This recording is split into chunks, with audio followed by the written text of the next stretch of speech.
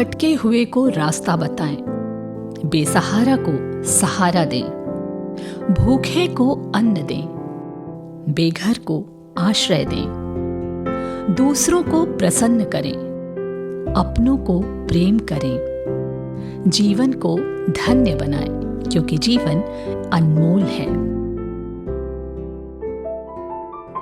मनुष्य ईश्वर की सबसे अद्भुत रचना है। मनुष्य की सोचने व समझने की शक्ति ही उसे अन्य जीवों से अलग करती है।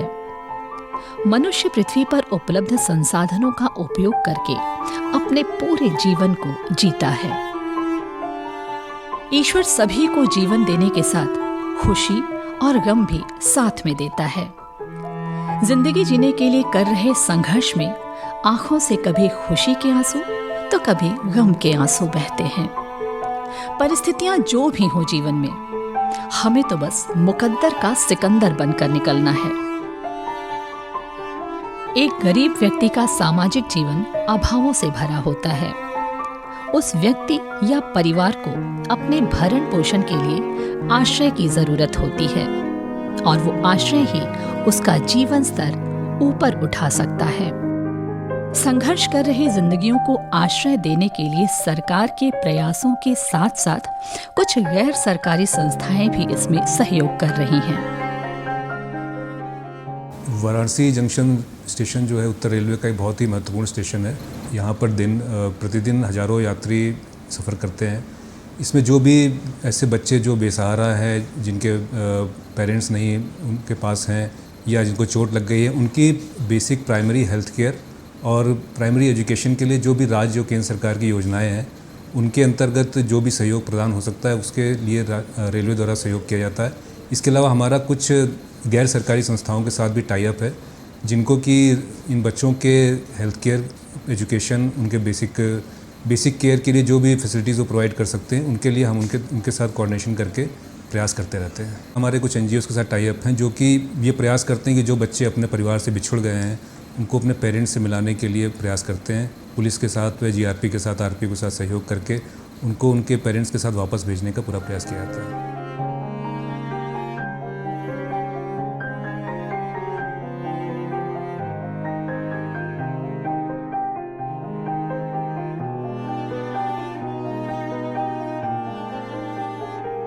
शिक्षा हो, स्वास्थ्य हो या फिर कौशल विकास हो, उसके लिए प्रयास किया जा रहा है कि ऐसे बच्चों, युवाओं को शुरू से ही देखभाल करते हुए उन्हें प्रशिक्षित करके आत्मनिर्भर बनाया जाए।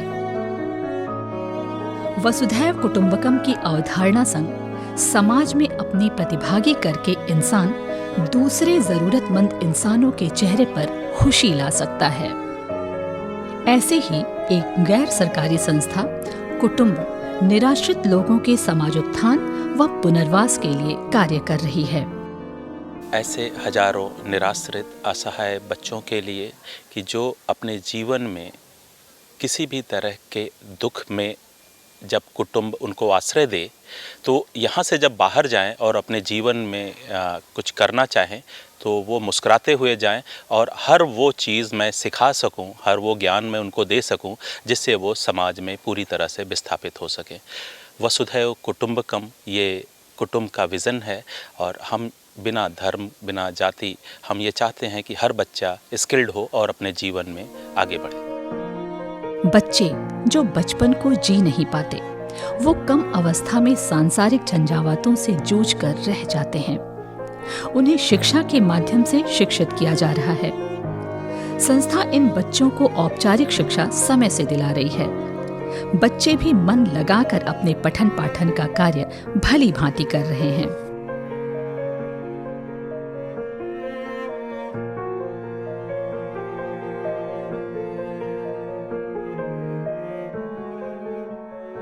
हम यही जगह रहते हैं, हम यहाँ से वहाँ पढ़ने आते हैं। यहाँ पे बहुत अच्छी पढ़ाई होती है। 12 बजे हम लोग निकल जाते हैं, 9 बजे आते हैं। हम लोग पढ़ने आते हैं और बीच में हम लोग का लंच भी होता है। यहाँ बहुत अच्छी पढ़ाई होती है।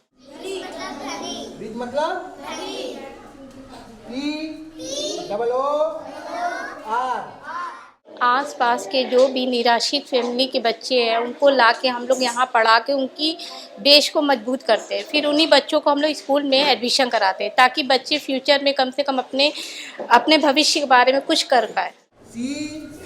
COLD कोल्ड मतलब ठंडा। बालकों के साथ बालिकाओं को भी शिक्षित किया जा रहा है। विभिन्न आयु वर्ग की लड़कियां विभिन्न रोजगार परक व्यावसायिक शिक्षा ग्रहण कर रही हैं। इस व्यावसायिक शिक्षा के माध्यम से ये लड़कियां स्वयं का रोजगार कर आत्मनिर्भर बन सकेंगी। सिलाई सीखते हैं 6 महीना हो गया है और बहुत ज़्यादा ही आ गया है कपड़ा सिलने। यहाँ से हम सीख के सिलाई सेंटर भी खोलना चाहते हैं, कुछ लड़कियों को सिखाना भी चाहते हैं, पैसा कमाना चाहते हैं। मैं यहाँ पढ़ाई करती हूँ और यहाँ से बहुत कुछ हमको सीखने को मिला है। सिलाई भी कर चुकी हूँ और बाहर का भी सिलाई करते हैं, कुछ पैसा भी कमा लेते हैं। सिलाई सीखते हैं और आगे बढ़ाएंगे भी और शिक्षा और कमाएंगे भी आगे जाकर।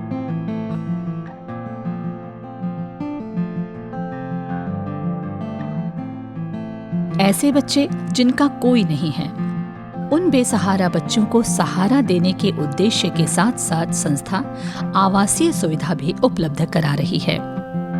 आश्रय देकर कुटुंब में उनका लालन पालन किया जा रहा है। यहाँ पर बच्चों को शिक्षा देने के साथ साथ उनको हुनरमंद बनाया जा रहा है। मैं छोटी थी तब मेरे माहौल में कोई भी अवेयर नहीं था कि बच्चों को पढ़ाना चाहिए या फिर आगे बढ़ाना चाहिए। तब फिर मैंने यहाँ से अपना प्ले ग्रुप से स्टार्ट किया पढ़ाई करना। फिर ग्रेजुएशन कंप्लीट करके मैं यहीं पर अपनी ही तरह बच्चों को पढ़ा रही हूँ, मोटिवेट कर रही हूँ ताकि कोई भी अशिक्षित न रहे, सबको शिक्षा का अधिकार दिया जाना चाहिए।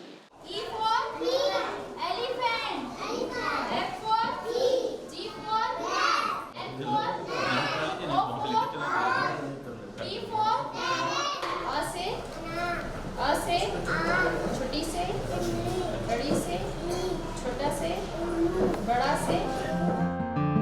बच्चे निपुण होने के पश्चात कई उत्पाद तैयार कर रहे हैं। इन उत्पादों की बिक्री हेतु संस्था उचित मंच उपलब्ध कराती है, जिससे उनका मनोबल बढ़ता है।